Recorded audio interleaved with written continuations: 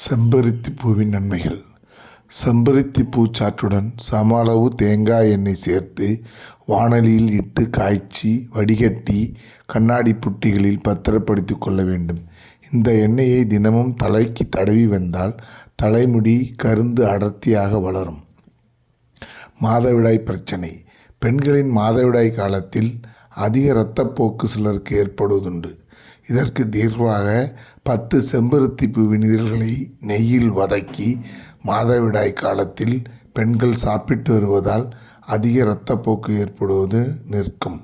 சிறுநீர். ஒரு சிலருக்கு சிறுநீர் கழிக்கும் போது எரிச்சல் உண்டாகும். கோடை காலங்களில் நீர் சுருக்கு ஏற்படுவதாலும் சிறுநீர் கழிப்பதில் எரிச்சல் உண்டாகும்.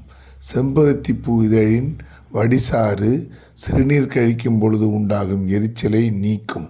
நீர் சுருக்கை போக்கி சிறுநீர் பெருக்கி இரத்தத்தில் இருக்கும் நச்சுகளை வெளியேற்றும். இதயம் சம்பந்தமான பிரச்சனைகளுக்கு செம்பருத்தி பூ இதய நோய் அணுகாமல் தடுக்கும் அற்புதமான ஒரு இயற்கை மருந்தாகும்.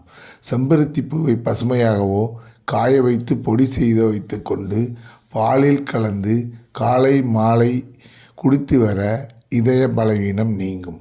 புண்கள். கோடை காலங்களிலும் மருத்துவமனைகளில் நீண்ட நாளம் இருக்கும் பலருக்கும் உடல் சூடு காரணமாக வாய்ப்புண் வயிற்றுப்புண் உண்டாகும்.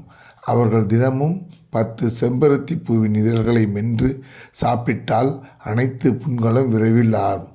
1 மாத காலம் தொடர்ந்து சாப்பிட்டு வர நிரந்தர தீர்வு கிடைக்கும். இரத்த சுத்தி. செம்பருத்தி பூவில் நச்சுக்களை அழிக்கும் வேதிப்பொருள்கள் அதிகம் உள்ளன. தினமும் காலையில் செம்பருத்தி பூக்களின் இதழ்களை நன்கு மென்று சாப்பிடுபவர்களுக்கு இரத்தத்தில் கலந்திருக்கும் நச்சுகள்